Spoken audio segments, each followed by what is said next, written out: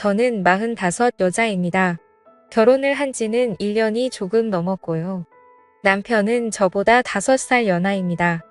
제 친구의 지인 소개로 해서 우연히 만나게 되었고 2년 정도 연애를 하다가 결혼을 하게 되었어요.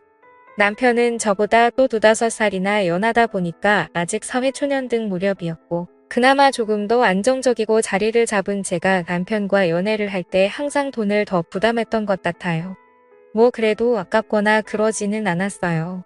그만큼 남편을 사랑했으니까요.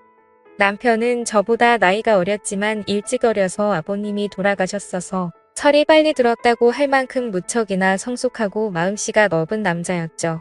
그렇기에 저보다 돈을 좀 못 벌고 있어도 그동안 만났던 남자들보다 훨씬 사랑하는 마음이 컸고 그래서 결국 결혼을 하게 됐답니다. 결혼을 할 때도 남편 쪽에서 시어머니는 저를 반대하실 일도 없었고 너무나 쉽게 허락을 받았지만 저희 집 부모님은 저희 남편을 상당히 못마땅해 하셨습니다. 부모님이 한 분이 안 계신다는 것도 좋게 보지 않으셨고 형편이 좋지 못하다는 것만 아이가 어리다는 것이다. 그리고 남편이 직장을 다니지만 그렇게 자랑할 만한 직장은 아니고 어떻게 보면 변변찮은 직장이었기에 저희 부모님은 정말 많은 반대를 하셨죠. 하지만 자식이기는 부모 없다고 하죠. 저희 부모님도 결국에는 제 뜻을 따라주셨고 결국 결혼을 하게 됐답니다. 결혼 비용은 당연히 제가 더 많이 부담을 했고요. 저희 집 형편도 그렇게 넉넉한 건 아니지만 남편보다는 확실히 조금 더 여유가 있는 상황이었고 저 또한 그동안 일을 하면서 허슨 곳에 돈을 쓰지 않고 차곡차곡 돈을 모았기에 제 또래 사람들보다는 모아둔 돈이 있었거든요. 그래서 대출을 좀 껴서 저희 쪽에서 거의 다 내고 집은 제 명의로 해서 결혼을 했답니다. 이건 남편과 저와의 기본적인 설명이고요. 이제 제 여동생 이야기를 꺼내야 될 것 같네요. 저는 형제가 여동생 하나 있어요. 여동생은 저랑 인기 차이가 나죠. 저랑은 완전히 정반대의 스타일이랍니다. 여자들끼리 흔히 여우라는 표현을 많이 쓰잖아요. 딱 저희 동생이 그런 스타일이에요. 질투심도 엄청 많고 어렸을 때부터 부모님 사랑을 도차지하고 싶어서 저에게 피해를 주면서까지 몹쓸 행동도 참 많이 하는 아이죠. 그에 비해 저는 여우보다는 공이 같은 스타일이라 동생이 그런 행동을 해도 알면서도 그냥 당해줬던 것들이 정말 많고 그냥 그런 모습도 귀여워 보였답니다. 그리고 나이가 먹으며 바뀔 거라 생각했죠. 하지만 여동생은 나이가 먹을수록 더 철이 없어졌고 자기 멋대로 했어요.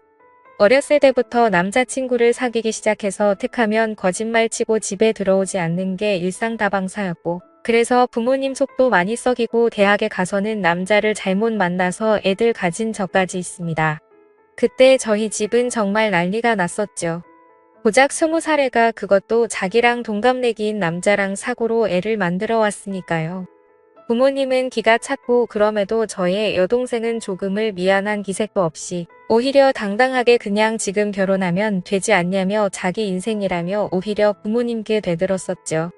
전 그때도 동생을 데리고 나가서 조용히 이야기를 하면서 이 아이의 말도 되지 않는 이야기를 최대한 들어주면서 달래주고 결국에 아이를 포기하겠지요. 그리고 이 아이 남자친구도 제가 만나서 다시는 저희 동생을 만나지 않겠다는 확기까지 들었답니다. 저 또한 정말 너무나 허강하고 동생한테 실망했지만 저희 부모님까지 동생한테 빈을 돌린 바다는 저라도 동생의 이야기를 들어주고 최대한 이 아이의 편이 되어줘야 한다고 생각했어요. 그렇지 않으면 정말 막무가내로 살 아이였으니까요. 여튼 그런 큰 사건도 겪었지만 그때 잠시 조금 철이 들었다는 착각만 들었을 뿐 동생은 계속해서 철없이 막무가내로 생활했어요. 성적도 좋지 않아서 지방에 있는 전문대를 들어갔었는데 거기서도 감신이 졸업을 하고 나와서 거의 1년 가까이는 부모님에게 용돈을 받으며 매일 술을 마시고 남자를 만나며 살다가 돈이 부족하면 저에게도 항상 용돈을 달라고 조르고 결국 제가 동생 손을 부여잡고 동생에게 진지하게 말을 한 후에야 직장에 들어갔습니다. 사무직 일을 하는 직장이 아니고 그냥 매장 관리 쪽에서 직원으로 들어갔죠. 별거 아닌 거였지만 전 그래도 동생이 이제야 자기 힘으로 뭘 한다는 것에 기뻤어요. 여튼 그렇게 이 아이도 조금은 달라지고 있구나라는 생각이 들 무렵 저는 연애를 하기 시작했고 당시 남편에게도 제 여동생을 소개시켜 주셨죠. 결혼까지 생각한 사이였으니까 당연히 제 여동생을 보여준 것이었고, 여동생은 저희 남편은 되게 좋아했었어요.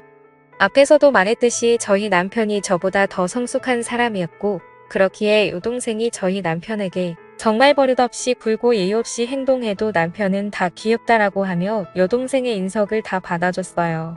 그러다 보니까 어느 순간부터는 여동생이 먼저 저희 남편을 불러서 같이 놀자고 조르기 시작했고요.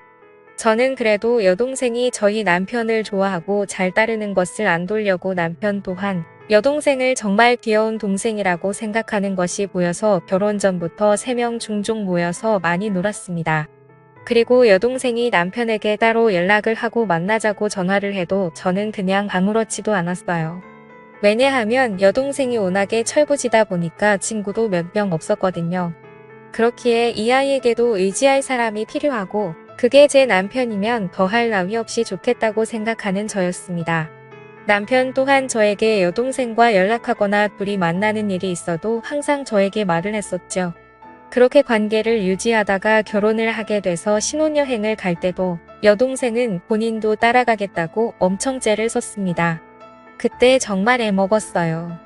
하지만 남편이 하루 내내 동생을 달래서 겨우 뜯어말리고 다녀왔죠. 그렇게 신혼여행도 다녀오고 행복한 결혼 생활을 하고 있던 무려 어느 날 갑자기 여동생이 저희 신혼집에 찾아왔어요.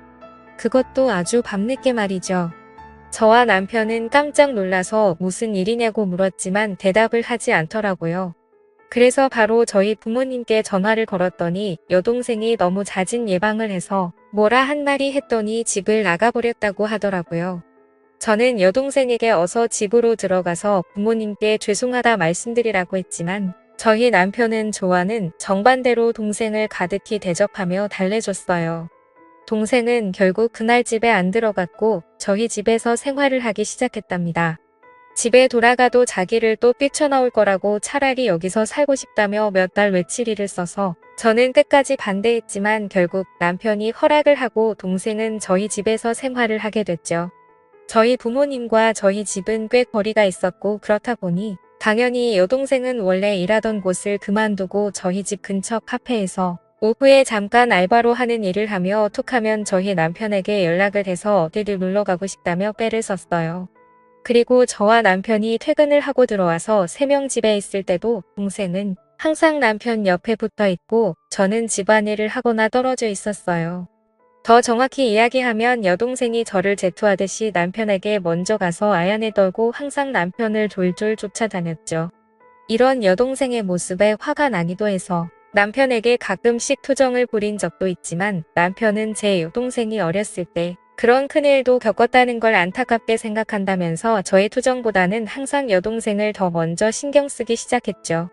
그리고 저도 여동생을 견제한다는 게 뭔가 말이 안 되고 제 스스로 웃기기도 해서 그냥 신경을 쓰지 않으려고 노력했답니다. 그러던 중에 제가 잠깐 3박 4일로 출장을 가야 될 일이 생겼어요. 그런데 뭔가 단둘이 집에 남겨두기에는 조금 그랬기에 여동생에게 그냥 이제 집에 돌아가라고 이야기를 했지만 당연히 제 말을 듣지는 않았고 남편도 그 주에 이미 바빠서 집에 늦게 들어올 것 같으니까 저보고 그냥 안심하고 다녀오라는 말을 했죠. 저는 그래서 한편의 불안감을 남겨둔 채 출장을 가게 됐습니다. 출장을 가면서도 계속 남편과 연락을 하면서 갔고 거기서 일을 보는 도중에도 틈틈이 연락을 했어요. 그러다 거기 일정이 예정보다 하루 일찍 마치게 되었고 그냥 거기서 하루 쉬고 올 수 있었지만 저는 바로 그날 출발해서 집에는 새벽에 도착을 하게 되었죠. 그렇게 집 비밀번호를 열고 들어가는데 우선 눈에 보이는 거실에는 안주거리라고 보이는 여러 음식과 함께 술이 있었고 저는 바로 동생 방에 가고 왔지만 동생 없기에 불안한 마음으로 문이 닫혀있는 저와 남편의 침실이 있는 방에 문을 열었더니 남편과 동생이 한 침대에 누워 있더라고요. 저는 그 순간 정신이 멍했습니다. 아니, 그 상태로 몇 초 정도를 아무 말도 못하고 있었던 것 같아요. 그 후에 일어나고 나서야 정신이 번쩍 들었고 소리를 질렀죠. 그때 남편과 여동생은 깜짝 놀라 채로 일어나더라고요. 둘이 변명하기도 전에 당황해 하는데 그냥 딱 불륜 현장에 들켜서 행동하는 남자와 여자 같더라고요. 저는 그 꼴을 도저히 볼 수가 없어서 집에서 나갔고 그날 제 차 안에서 밤을 새고 그 다음날 집으로 들어갔습니다. 남편과 여동생은 일을 나간 상태였고 집에는 아무도 없었죠. 먹은 것도 깨끗이 치워놨더라고요. 여동생과 남편에게는 계속해서 연락이 왔지만 그 연락은 무시하고 남편에겐 집 비밀번호 바꿔놨으니까 들어올 생각 말고 이용할 생각하고 있으라는 내용으로 카톡을 보내놓았고 동생에게 또 이 사실을 부모님께 다 말씀드릴 거니까 그 남자를 지지든 볶든 살림을 차리든 등 내 마음대로 하라고 카톡을 보내왔습니다. 당연히 집 비밀번호는 바꿔놨고요. 그날 결국 남편과 여동생은 채집에 들어올 수가 없었습니다. 제 여동생은 본가를 돌아갔지만 제가 이미 이런 사실을 저희 부모님께 말씀드려놨기에 본가에서도 쫓겨났고요. 남편은 계속해서 우회라며 연락이 오고 있는 상태이지만 저는 이혼 소송을 준비 중이랍니다. 여동생과는 가족의 연을 끊을 것이고요. 저한테 이런 일이 벌어졌다는 게 아직도 안 느끼네요. 지금까지 제 사연을 들어주셔서 감사합니다.